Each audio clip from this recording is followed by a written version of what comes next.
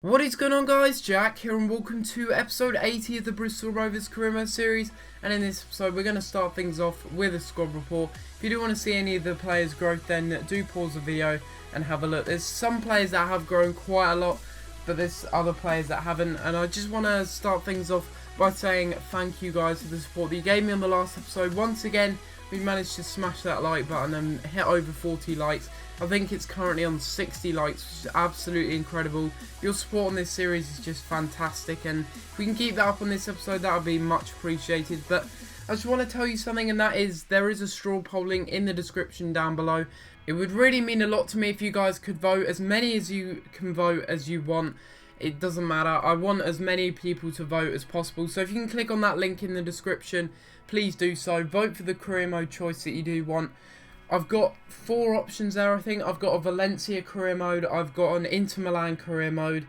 There's one other as well. I'm not sure what I put there. And there's also another one which is just to stick with Bristol Rovers and carry on with this series alone and not do another career mode series. So if you guys do want to click on that link and decide what you want to see on this channel, really, because if you just want to see this, that's absolutely fine. But I know there's some people that do want variety on this channel, and I know that it can get pretty boring if I'm just going to be doing this for the whole of FIFA 14.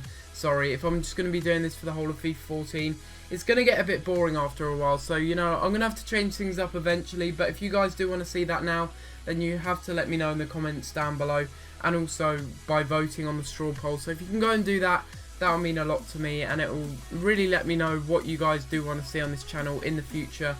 And if you do want to, of course, see this series continue, I'm pretty sure you do, because the response I've been getting on this series is absolutely incredible. So I'm most likely going to be carrying it on and trying to get to the Champions League. I think that's the main aim of this series at the moment, just to try and get to the Champions League. And it's going to be very difficult, because you can see our current position. We're in 9th. We're not going to be able to do it this season. Maybe next season we will be able to. But our main aim, we won't be focusing on the league so much next season. It will be mainly just trying to qualify for the Champions League. But I don't know what I'm going to do, because if I'm going to get to the Champions League, it's going to take another season for me to qualify. And then it's going to take another season to actually try and win it. So maybe I'll just sim season after the end of this season, but we'll see what happens. I'm not really sure what's going to happen at this moment in time. I think the best way to judge is by just kind of collecting the data from the straw poll, see what you guys want to see. And, you know, if we are going to get to the Champions League, that does mean that this series will be going on for a lot longer. It'll probably be going on all the way up to the day, or the day before FIFA 15 is going to be released, and I'll be on that and doing a career mode. And of course, I did let you guys know that some of you did suggest in the last video to do a Bundesliga team, and the thing is, I'm saving that really for FIFA 15. I've got a really good idea, and I'm saving that for then when FIFA 15 is released. So hopefully you guys will look forward to that. I will be doing a career mode in FIFA 15 with a Bundesliga team of your choice. But of course that'll be at FIFA 15. We're going back into this episode now, where we are coming up against Chelsea, arguably one of the strongest sides in, well, not in this career mode, but in this actual league, in the Barclays Premier League. At this moment in time in this career mode, they are probably the strongest team. If you look at the young players that they have in their squad, they've got David Alaba, they've got Kevin De Bruyne still, they've also got Lewandowski, they've got such high rated players. I would have no doubt that every single player in that squad at the moment is higher than 82 overall. I'm not joking you. I mean, their team looked absolutely incredible. Maybe bar Ryan Bertrand. I doubt Ryan Bertrand is that high in overall, but still, it's a very strong team, and I was struggling in this match so much because their attack was so deadly, and they just seemed to push me back further and further back in the pitch as the match went on. And right here, once again, we give away a penalty. It's the 3rd penalty in 2 episodes, if I'm right in saying, or maybe the 3rd penalty in 3 episodes. I don't know.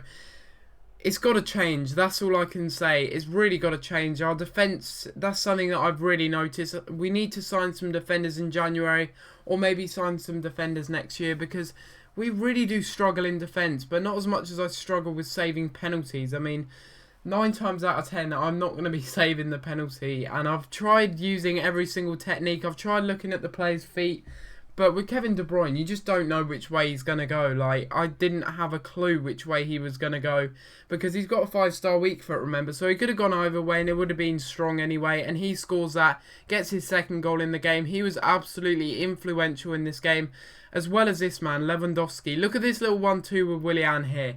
It's unstoppable. Lewandowski has such high strength. You're not going to muscle him off the ball, first of all. And that 1-2 was just deadly. I didn't see it coming. And 4-1 down. I think this is the biggest loss, or coming on to be the biggest loss of the series so far. Maybe not the biggest loss of the series so far. I'm not 100% sure, but maybe it is. And if it is, that is an embarrassing way to show our team in front of the Bristol Rovers fans. And we get beaten 4-1 at home. We get absolutely smashed by David Alaba, Kevin De Bruyne, and also Robert Lewandowski.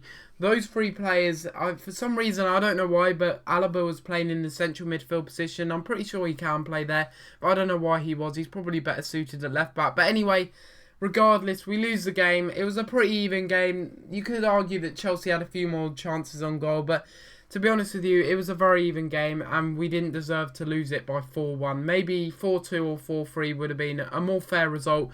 But I made another mistake and I decided to go and sim this match against Hull City as we were at home, and you would think that Hull City, they're not the strongest of sides. You think that we'd be able to get a comfortable win or maybe even a draw at the least. But we get absolutely destroyed in this game. We get destroyed 3-0, so we've conceded 7 goals in 2 games. It's not good enough and we're losing at home, and when the centre-back is getting 2 goals, you really do understand that we really do need new defenders, basically. We really are struggling with defenders.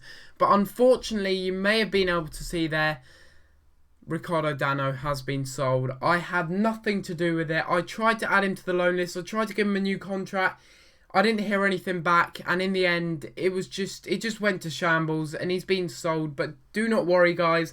I will buy him back next season. I promise you. That is the first signing that I'm going to be making next season, is getting this guy, Ricardo Dano, back to the club. In a way, it is kind of good because it does give us a little bit more money on the wage budget and also the transfer budget, because we did sell him for, I think it was $500,000 maybe. I think we'll be able to buy him back for the same amount of money, but it does mean that he'll get some more game time. Hopefully he'll come back and he'll be in the first team as well. I really do want to put him into the first team because I know he'll be a class centre-back for us no matter how long this series goes on for. If it goes on for another 2 seasons, I can guarantee he's going to hit over 80 overall, and he's going to be a really good centre-back who's pretty versatile as it is anyway. You know, he's got pretty decent finishing, and he's 6'6" as well, so he's just going to be absolutely brilliant when I do buy him back in the summer. But anyway, we're going into this next game. I think this is the last game in this episode. I do believe it is, and it is against Swansea City.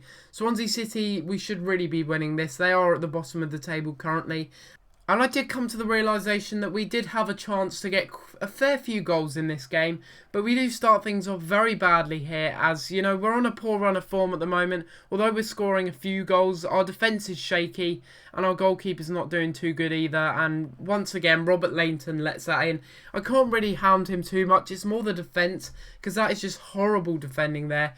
And once again, the goalkeeper comes out. I can't do anything about that. That's not me bringing out the goalkeeper, because 9 times out of 10, I will never bring out the goalkeeper. So for some reason, the goalkeeper, I don't know why the goalkeeper comes out sometimes, but it does do that. And I was so angry from the last game. I really do apologise. I just had to score that kickoff glitch. I've done it about 3 or 4 times in this series, and I can only apologise because I know some of you guys will be against me doing that. But anyway, we do get back into the game in, I don't know, not really that nice fashion, but we do get back into it nonetheless. And I thought that that would have been a little bit of a fairer result because we were dominating in the game. And right here, just before half-time, we get another good chance. And I don't know why. I don't know how these go in. Like, that's such a tight angle to get in the cross, but for some reason, it just works. I found something with this team and it just works. If I just run down the wing and cross it in, every single cross is just accurate. I think that's just with FIFA in general, to be honest with you. No matter what player it is, it could be any player who's got like 23 crossing, but it doesn't matter. I could cross with my centre back and it would be a really good cross, really accurate, and it would go straight into middle there. We even had a chance to make it 3-1 there, but unfortunately John Taylor kind of miscontrolled that ball. I didn't really expect him to do that. But this right here is EA all over. Like, seriously, how on earth is this a penalty?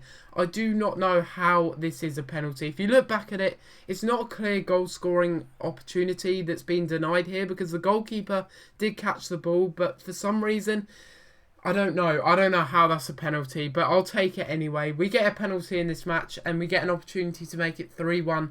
And that's the first time I've seen that cinematic there from the bench. That's quite a cool cinematic, actually.